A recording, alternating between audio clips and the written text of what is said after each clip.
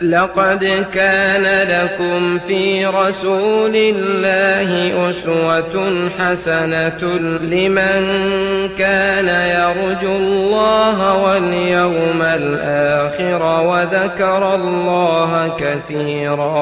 بسم الله الرحمن الرحيم. Alhamdulillah wassalatu wassalamu ala Rasulillah. Insyaallah ini di penghujung qiraah kitab kita.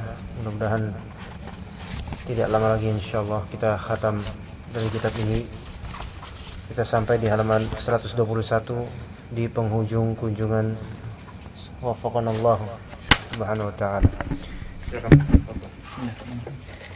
Di penghujung kunjungan, setelah kita puas mendengarkan hadis-hadis Rasulullah sallallahu alaihi wasallam, sirah, jihad dan perjuangan beliau yang mengesankan, perlu diketahui pula bahwa Rasulullah sallallahu alaihi wasallam memiliki hak yang wajib ditunaikan untuknya supaya dapat menyempurnakan kebaikan yang kita peroleh dan dapat berjalan di atas jalan yang benar dengan baik.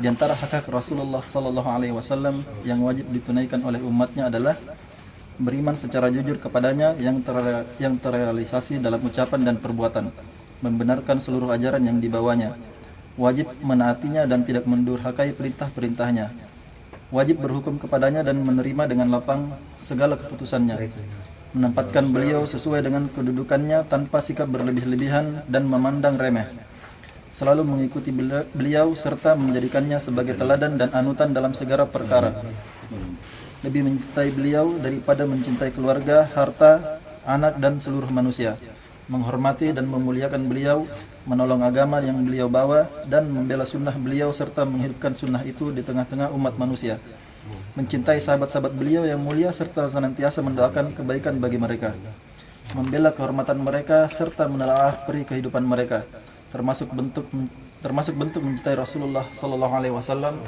adalah banyak-banyak bersalawat untuk beliau. Allah berfirman, Innallaha wa malaikatahu yusalluna 'alan nabi ya ayyuhalladzina amanu sallu 'alaihi wa sallimu taslima. Sesungguhnya Allah dan malaikat-malaikatnya bersalawat untuk Nabi. Hai orang-orang yang beriman, bersalawatlah kamu untuk Nabi dan ucapkanlah salam penghormatan kepadanya.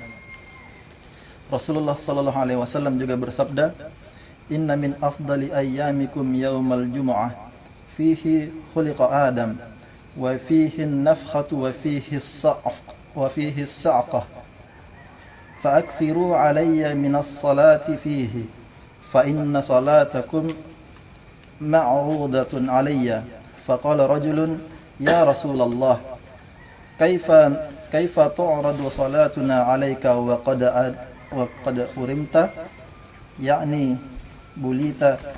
Qal Inna Allah harrama 'alal ardi an ta'kula ajsadal anbiya. Sesungguhnya hari Jumat merupakan hari yang paling utama bagi kalian. Pada hari itu Nabi Adam diciptakan, pada hari itu pula akan ditiup sangkakala, dan pada hari itu pula semua makhluk akan mati setelah sangkakala ditiup. Maka perbanyaklah mengucapkan salawat untukku pada hari itu, karena salawat kalian akan diperlihatkan kepadaku. Seorang lelaki bertanya, wahai Rasulullah, bagaimana salawat kami dapat diperlihatkan kepadamu sementara kamu sudah hancur di dalam tanah? Beliau menjawab, sesungguhnya Allah mengharamkan bumi untuk memakan jasad para nabi. Diriwayatkan oleh Abu Daud dan Ibnu Majah dan dinyatakan sahih oleh Syekh Al-Albani. Bismillahirrahmanirrahim. Di sini setelah alhamdulillah kita puas menyimak di sini hadis-hadis Rasul di kitab ini sampai 120 halaman. Alhamdulillah kita baca bahwasanya kita tahu Rasulullah SAW memiliki hak yang wajib ditunaikan dan kita harus menyempurnakan kebaikan yang kita peroleh dengan berjalan di atas jalan yang benar. Apakah pertanyaan untuk kita, apakah sahih kita beriman secara jujur kepada Rasulullah SAW, dan apakah iman tersebut terrealisir dalam ucapan dan perbuatan kita? Apakah benar kita membenarkan semua ajaran yang beliau bawa? Kemudian apakah memang dalam kehidupan kita berhukum kepada apa yang Rasulullah SAW bawa dari risalah? Dan apakah kita menerima dengan lapang segala keputusan dan segala hukum-hukum yang dibawa oleh Rasul, atau ternyata kita masih kurang sreg dengan beberapa masalah hukum yang dibawa oleh Rasul. Itu pertanyaan-pertanyaan untuk kita. Dan juga menjadikan beliau teladan dan anutan dalam segala perkara. Ketika disebut segala perkara berarti mencakup di apapun bidang perekonomian, keluarga, sosial terhadap masyarakat dan seterusnya. Lebih mencintai beliau daripada mencintai keluarga sendiri, daripada mencintai harta sendiri, anak sendiri dan seluruh manusia. Ya. Dan kita menghormati dan memuliakan beliau. Dan juga yang sekarang ini sangat penting untuk kaum muslimin adalah menolong agama yang beliau bawa. Banyak cara untuk menolong agama yang beliau bawa. Jika misalnya kita dirizkikan oleh Allah Subhanahu wa taala ilmu yang bermanfaat, ilmu agama yang bermanfaat, dan memiliki kemampuan misalnya mengajar, maka tolonglah agama Allah taala dengan cara banyak menyampaikannya kepada kaum muslimin.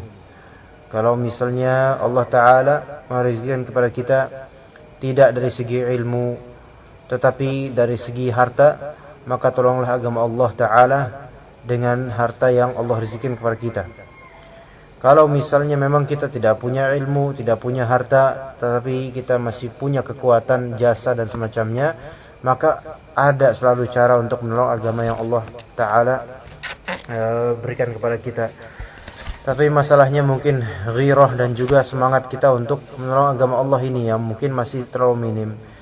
Padahal sebenarnya menolong agama Allah itu bukan hanya tugas para da'i, melainkan tugas orang-orang yang memiliki kekuatan harta misalnya, atau siapapun dari muslim ada bisa berkontribusi untuk menolong agama Allah Subhanahu wa taala.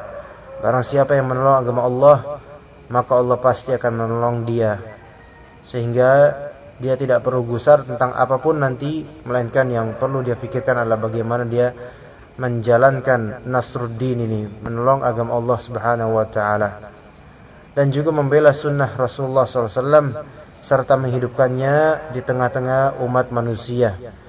Dan membela sunnah juga menghidupkan sunnah ini, kita tahu bersama-sama bahwasanya hal ini adalah hal yang juga tidak mudah, sehingga pasti ada ancaman, intimidasi, pertentangan, pengusiran dan seterusnya.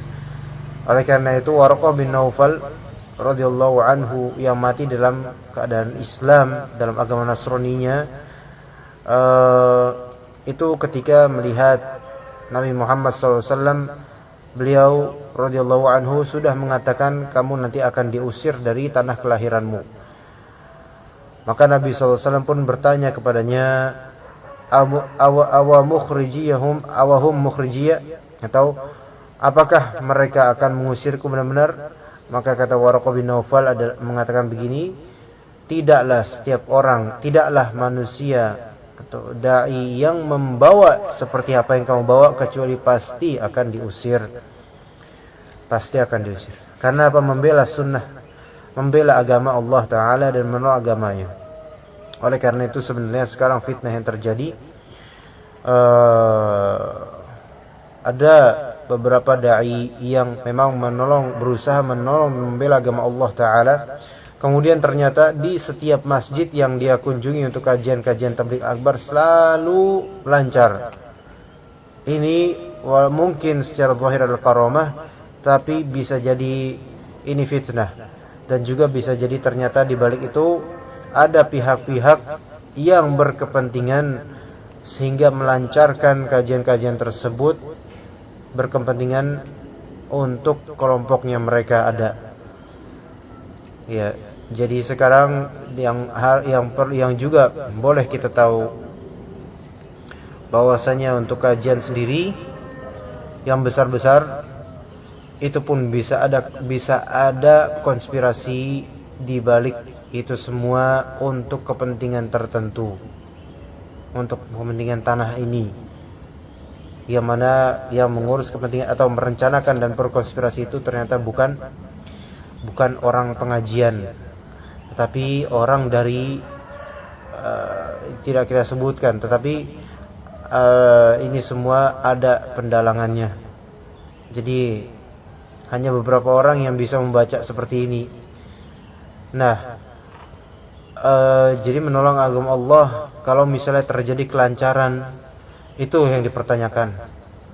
Tapi kalau terjadi pengusiran, maka itulah sesuatu yang kelaziman gitu. Kalau memang benar menolong agama Allah. Tapi kalau ternyata di sana sini lancar, itu takutnya kita sedang dimanfaatkan oleh pihak tertentu. Sebagaimana yang ada sekarang ini di beberapa kajian, terutama yang berbicara tentang stabilitas keamanan negeri. Jadi kita harus hati-hati juga. Oleh karena itu kita berlindung kepada Allah Ta'ala. Fitnah-fitnah di mahya dan mamat, fitnah-fitnah di kehidupan dan kematian, fitnah di kehidupan, fitnah harta, wanita, pamoritas, dan seterusnya. Fitnah di kematian, fitnah kubur, yaitu pertanyaan-pertanyaan di kubur terhadap kita. Siapapun dari kita, awam atau alim, da'i atau jahil, maka semua akan ditanya oleh Allah, oleh malaikat utusan Allah Ta'ala nanti, dengan pertanyaan-pertanyaan yang merupakan ringkasan dari qalbu dan amalan kita selama di dunia. Ya. Baik, kemudian juga tentang selawat disinggung di sini. Allahumma shalli wa sallim ala nabiyina Muhammad wa ala ali Muhammad innaka Hamidum Majid. Bahwasanya Allah pun berselawat pada Nabi, malaikat pun berselawat pada Nabi. Maka wahai orang-orang beriman, kenapa orang-orang beriman banyak yang tidak berselawat atas Nabi kecuali dalam momentum yang ramai saja?